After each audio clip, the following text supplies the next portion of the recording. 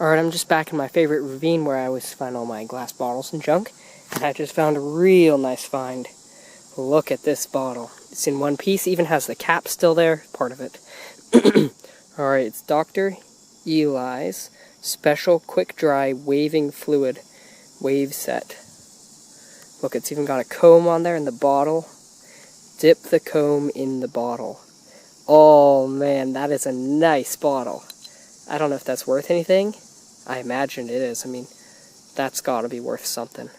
Oh, that is perfect and in perfect condition too. It's got a little rust on it, but that's all right. I'll take that. Awesome. Look at that. Let's see if there's anything else. I found it right up there. This is a good place to search on this hill, though, because after it rains, stuff slides down and you can see everything here. It's awesome. Oh, this is great. Let me just set this up here so it doesn't slide down the hill. Let's see if there's anything else in here. That looks broken. Yep, just a broken bottle. Let's see if there's anything good in here. This looks like a bottle here. Oh, here's a whole bottle. I don't know if it's got writing on it or not. Not on the front. Looks like it's got stuff on the side here. Norristown something. PA. Oh, that's a place. Norristown, PA. The Dill Company. The Dill Company. It's still got stuff in there. And the cap is still on. Whoa. Ha! I don't know. It's kind of cool. Here's an old spark plug. That's a monster spark plug. What kind is it? Has writing on it. Defiance, I think. It's an old spark plug, though. Cool. This would have been a cool jar of some kind. Crock. Little crock. I should probably have gloves on, but I don't.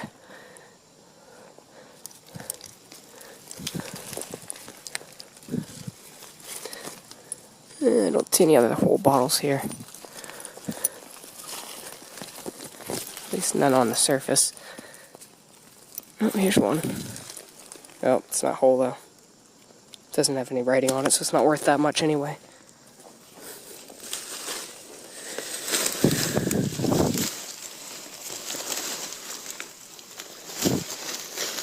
It's a chunk of iron. Oh, look at that, a little salamander. He's going up in there. Right. This is kind of cool. It's like a toy horse. It's cast iron. It's pretty cool. Half of it. Well, actually, I don't think it's a... That doesn't look like a horse to me. That actually looks more like a... maybe it is a horse. I don't know. The ear doesn't look quite right. Almost looks like a sheep or something. And another thing that I'm very good at finding, battery electrodes. Another one of those. This is a little bit different type. I haven't seen one with lines on it like that to give more surface area. Kind of interesting. Carbon rod. Kind of cool. Not seen too much more cool stuff today yet.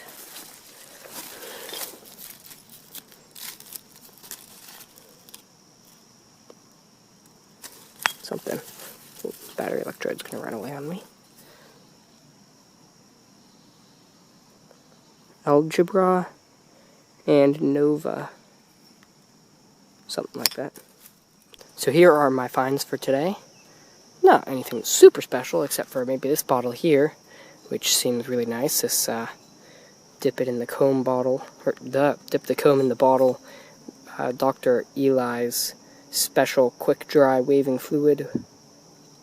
Nice. That's got to be worth something. Here's a Clorox bottle with the cap still there, and it's still got something in it. It says Clorox on it. On the bottom, not on the side, so that one's probably not worth very much. This bottle, the Dill Company, and on the side it says Norristown, PA, so that one might be possibly worth something. It doesn't say anything on the front, just on the sides. Pond's bottle, and this one actually has the lid, and a little bit still left in it, like just on the sides of whatever the cream was that was in here.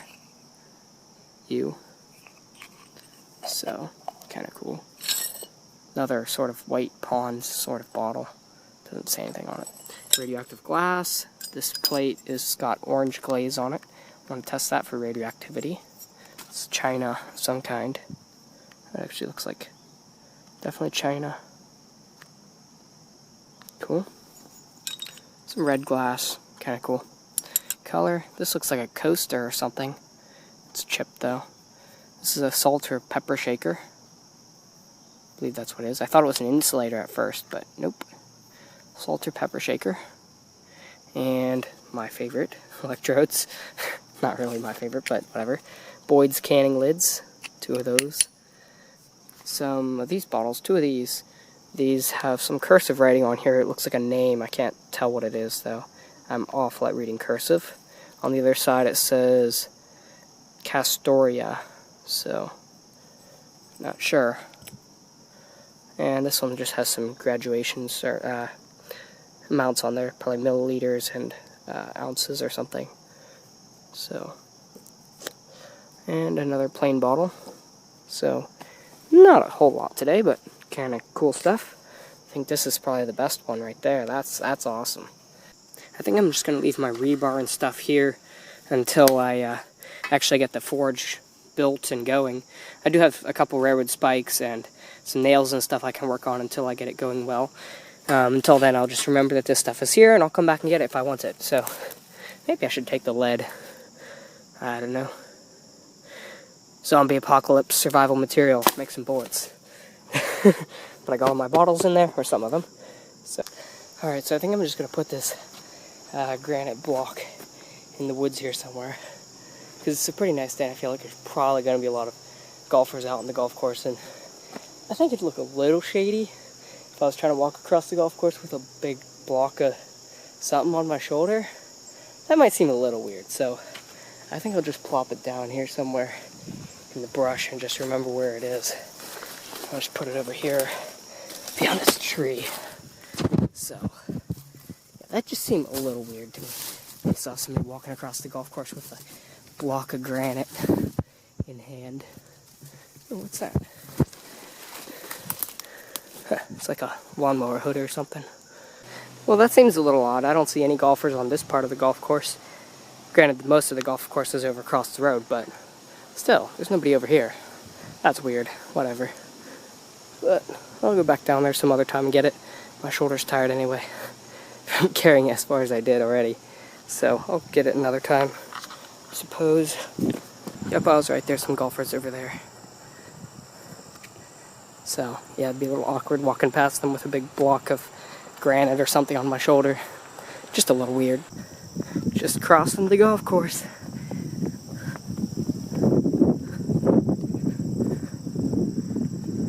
It's a beautiful day. There's a nice breeze. You're actually probably picking it up in the microphone a lot. It's a beautiful day, though. Almost sundown. Gosh darn it, I need to do more sewing. I need to fix my jeans for like the 4th time now. Maybe 3rd, I don't know. Looks like they've been patched. Let's see. 1 here, 1 here, 1 here. So that's 3. And then on this knee, looks like 2 on this knee. Yep, need to patch them again. I think this time, because it's starting to wear it out up here too, I'm just going to take like a whole leg of some old jeans, put them right here. I mean, after a couple years, these are just going to be chaps, pretty much, chainsaw chaps. They're going to be, it's going to be like 3 or 4 layers of fabric. Oh yeah.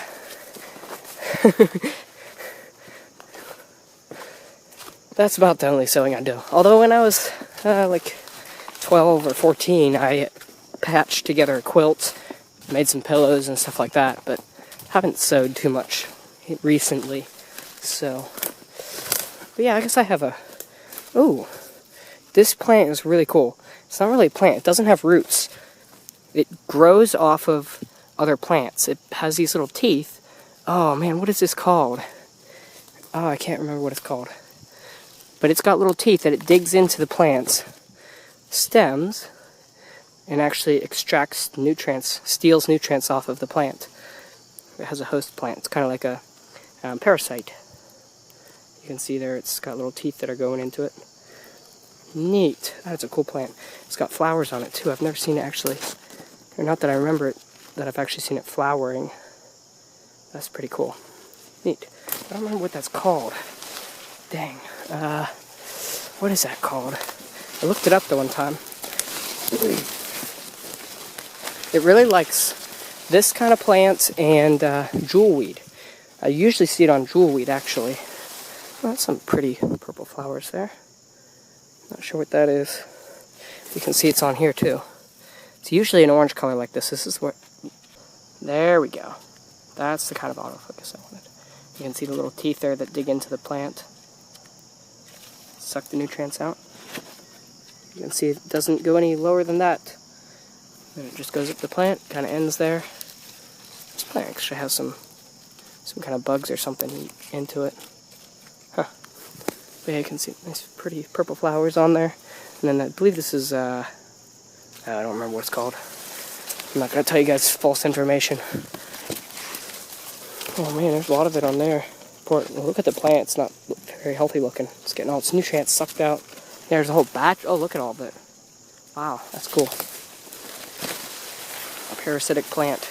Here's some of it that after the host plants died, it's died too, because no more nutrients. It's a cool plant though. I don't know if it's really considered a plant though, because it lives off of other plants. Yeah, there's a whole patch of it here. That's cool. I like wild plants. Wild edible plants are cool.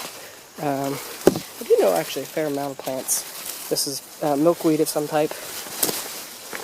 Milkweed I don't believe is edible though. Here's some pokeweed, which the young sprouts of the pokeweed are edible, but the rest of it's poisonous, so not recommended. And there's African violets down here too, which the flowers are edible, but you don't want to eat a lot of them because they will, I think it's the African violets that they'll make your body not able to absorb calcium, something like that. Don't see anything else here that I recognize. And here's wild rose, which the rose hips from that are edible. Good for making tea and stuff. This is actually gill over the ground, which is edible as well. You can dry it and make tea out of that. I've got a nice wild plants book that I study sometimes. Not really study, just skim through it. Just kind of take like a mental inventory of all the pictures in there.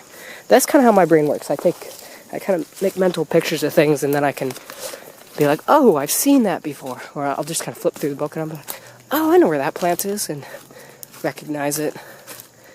But, yeah.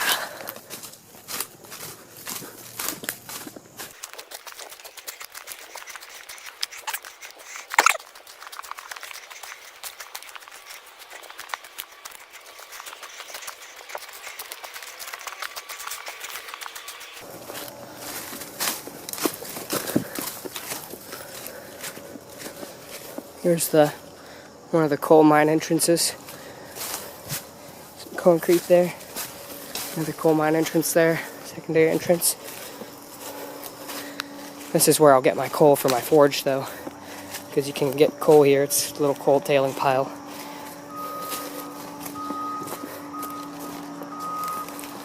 You can see there's some coal here. Not a lot, but you have to kind of pick it up and just, yeah, here's a nice chunk. It's a real nice chunk there. You can get chunks here and there. Oh, there's some turkeys.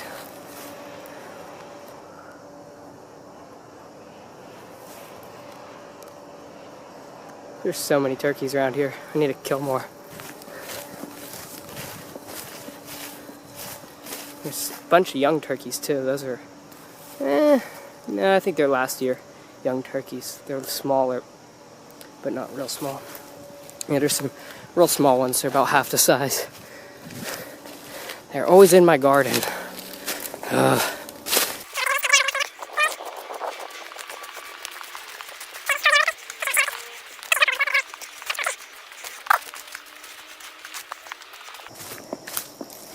This is actually asbestos pipe. Yummy. Asbestos pipe. Asbestos concrete pipe. It's really strong stuff though. I imagine it's very fire resistant as well. I wonder if I could actually use that for my forge. I'd hate to drill holes in it though, that'd probably be a really bad idea. But if I could use this for the air duct, drill a couple holes in that, put that at the bottom of my firebox, that would actually work really well, because I mean this is not going anywhere, I imagine. And I wouldn't think if you heated it, because they use asbestos for high temperature insulation, so it's not just going to put off asbestos gas or anything. It would just be when you drill it, you'd make asbestos dust, which would be really bad. I mean, not really bad. I mean, over a long period of time it's bad. So, probably if I just drill it when it's wet, it'd probably be fine. But, then again, I kind of like to make my projects easy to replicate. And I don't think anybody else would have asbestos pipe laying around. So, I should probably just use some cast iron, wrought iron pipe or whatever. Some black iron pipe that I find in the woods. There's a bunch of it around here from old torn up natural gas lines and stuff. But I'll find some of that. It'd be much easier to work with and less dangerous and stuff. But less rare for you guys who want to replicate. But, yeah, so yeah, that was a nice little experimentation in the woods. I hope you guys enjoyed. That's about it. Thanks for watching.